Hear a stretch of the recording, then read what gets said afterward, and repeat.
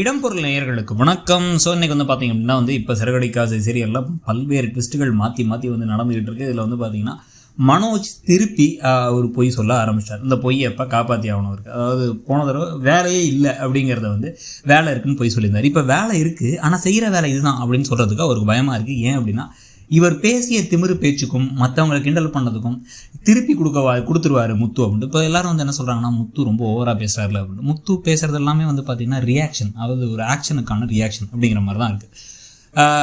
மனோஜ் பல நேரங்களில் முத்துவையும் முத்து செய்கிற தொழிலையும் மீனா செய்கிற வேலையும் மீனாவோட குடும்பத்தை பற்றியும் திருப்பி மோசமாக பேசியிருக்காரு. நல்ல வேலை அந்த குடும்பத்தை நான் தப்பிச்சிட்டேன் அப்படின்னு ஒரு தடவை சொல்லியிருக்காரு. பல தடவை நீ குடிக்கிறதுக்கு மட்டும் தான் லாய்க்கு, பாரில் வேலை செய்கிறதுக்கு மட்டும் தான் லாய்க்கு அப்படின்னு இருக்காரு. இதெல்லாம் அவருக்கு தெரியும், இதெல்லாம் திருப்பி ஒரு நாள் வரும் அப்படின்ட்டு. அப்போ 7 டிகிரி முடிச்சுட்டு வெயிட்டர் வேலை பார்க்குறியாப்பா, இது சரியாப்பா, நீ தான் நான் இந்த வேலையெல்லாம் பாருன்னும் போது அதெல்லாம் நான் ஏன்டா பார்க்கணும், நான் எவ்வளோ படிச்சிருக்கேன்னு தெரியுமா அப்படின்னு பேசினார்லன்னு கேட்பாரு முத்துங்கிறது. நியாயம் தானே முத்து கேட்குறது. அப்படி கேட்பாருங்கிறதுக்கு பயந்துட்டே தான் இப்போ அது சொல்லாமல் வச்சுட்டு இருக்காரு. இது நடுவில் பார்த்தீங்கன்னா ரோஹிணி என்ன நினச்சிட்டு இருக்காங்க, இப்போ எப்படி நம்ம கணவர் நல்ல ஒரு வேலையில் செஞ்சுட்டாரு, என்ன வேலைன்னு சொல்லாட்டியும் சம்பளம் கம்மியாக நல்ல வேலையாக இருக்கும்னு நினைக்கிறாங்க. ஆனால் வெயிட் நல்ல வேலை தான். ஆனால் இவங்க மனசில் மனோஜை பற்றி ஒரு கற்பனை வச்சுருக்காங்க. மனோஜ் யாரும் ஃபைல்ஸ் பார்த்துட்டு இருக்காங்க. என்ன ஃபைல்ஸ் பார்க்குறாங்க இந்த காலத்தில், யார் ஃபைல்ஸ் பார்க்குறா? எல்லாரும் இப்போ கவர்மெண்ட் ஜாபுக்கு போய் 1-2 இடத்த தவிர மிச்சம் எல்லாருமே பார்த்திங்க அப்படின்னா எல்லாமே கம்ப்யூட்டரைஸ் ஆகிடுச்சு, டிஜிட்டலாக தான் எல்லாம் ஒர்க் பண்ணிகிட்டு இருக்காங்க.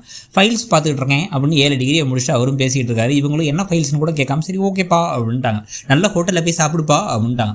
நல்ல ஹோட்டல்லன்னு சொல்லிட்டு இப்போ இங்கே சுற்றிக்கிட்டு இருக்க பொழுது யார்கிட்ட அவர் மாட்ட போகிறாருங்கிறது தான் விஷயம். ஒன்று ரோஹிணிகிட்ட மாட்டலாம், இல்லை அப்படின்னா ஸ்ருதி கிட்ட மாட்டலாம். ஸ்ருதியை சும்மா விட மாட்டாங்க, நக்கல் பண்ணி கிண்டல் பண்ணுவாங்க, ரோஹிணி காப்பாற்ற வச்சு பார்ப்பாங்க. இது ரெண்டுமே எல்லாமே இப்போ அவங்க அம்மாட்ட வேறு சொல்லுவாங்க, அம்மாவை என்னடா வேறன்னு கேட்கவே இல்லை, ஏற்கனவே ஒரு பல பொய்கள் சொல்லியிருக்காரு, அப்போ இந்த தடவை சுதாரிப்போம் அப்படிங்கிற மாதிரியும் இல்லை விஜயம்.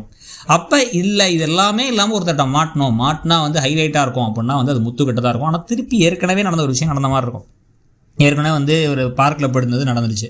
பார்லர் விஷயத்தையும் முத்து தான் பார்க்குறாரு. ஆனால் முத்துவும் மீனாவும் தான் அந்த கதையோட ஹீரோயின் அப்படிங்கிறதுனால முத்துவும் மீனாவும் கிளம்பி காலங்காத்தால் ஈவினிங் போய் பூவெல்லாம் டெலிவரி கொடுத்து அப்படியே நேராக சாப்பிட உட்காரும் பொழுது அங்கே மனோஜ் நிற்க, சொல்லுங்கள் சார் என்ன வேணும் அப்படின்னு கேட்டு நிமிந்து இவரை பார்க்க, நிமிந்து அவரை பார்க்க, நீயா அப்படின்னு அடே இந்த வேலை பார்த்துட்டு இருக்காடா அண்ணா அப்படின்னு சொல்லிட்டு கேட்டு அதுக்கப்புறம் ஓகே நீ வேலை பார்க்கணும்னா தப்பு இல்லை, நானே இப்போதைக்கு வீட்டில் சொல்ல போகிறதில்ல, ஆனால் எனக்கு அது தெரியுங்கிறத ஞாபகத்தை வச்சுக்கோ அப்படின்னு சொல்லிடலாம். முத்து எடுத்தோடனே கூட ஓப்பன் பண்ண தேவையில்லை. ஓப்பன் பண்ணாமட்டினா போன தடவை அது நடந்துருச்சு. இப்போ இந்த தடவை அதுக்கு பதிலாக அமைதியாகவே இருக்க.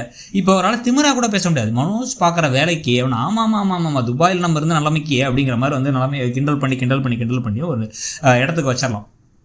ப்ளஸ் பார்த்திங்க அப்படின்னா இவங்களை பற்றி, ரோஹிணியை பற்றி ஒரு விஷயம், ஒரு பெரிய விஷயம் தெரியும், அதையும் சொல்லாமல் இருந்துட்டு, மனோஜை பற்றி ஒரு விஷயம் தெரியும், அதையும் சொல்லாமல் இருந்துட்டு, ஒரு நாள் மொத்தமாக வெடிக்கும் போது பட்டுன்னு எல்லாம் உடஞ்சா எல்லாருக்கும் அதிர்ச்சி மேலே அதிர்ச்சி கொடுத்து ஒரு பயங்கரமான ட்விஸ்டான இதாகவும் கொண்டு வரலாம்.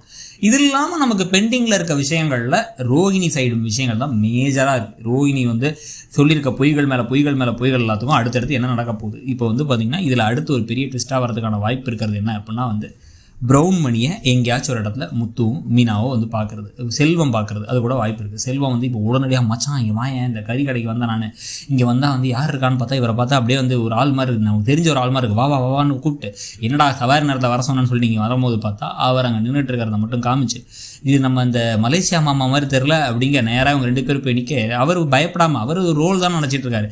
என்னப்பா ஏதாவது சீன் கிடச்சா உங்களுக்கு சொல்லி அனுப்புனாங்களா மணிரத்னமும் கமல் சார்னு சொல்ல, மணிரத்னமும் கமல் சாருமா, ஆமாம் அதுக்கு தான் நடித்தோம் நம்ம, உங்களுக்கு பேமெண்ட்லாம் வந்துச்சா, எனக்கு பேமெண்ட் வேறு கொடுக்கலப்பா, நான் தான் கறியை கொடுத்துட்டு வந்தேன்னு சொல்லும் பொழுது உண்மைகள்லாம் தெரிஞ்சு வாப்பா அப்படியே அதே அந்த மலேசியா சட்டை இருக்கா, அந்த சட்டையை போட்டு அவங்க சொல்கிற இடத்துக்கு மட்டும் வாங்க அப்படின்ட்டு உங்களுக்கு ஒரு சர்ப்ரைஸ். இன்றைக்கி மலேசியா மாமா ஊர்லேருந்து வந்திருந்தாரு, அவரை பார்த்து நான் ஏர்போர்ட் கிட்டக்க சவாரியில் அப்படின்னு வீட்டுக்கு கூட்டு வந்தால் பயங்கரமாக இருக்கும். நடக்கும்னு நினைக்கிறீங்களா? உங்களுக்கு என்ன தோணுதுங்கிறத சொல்லுங்கள். தேங்க்யூ.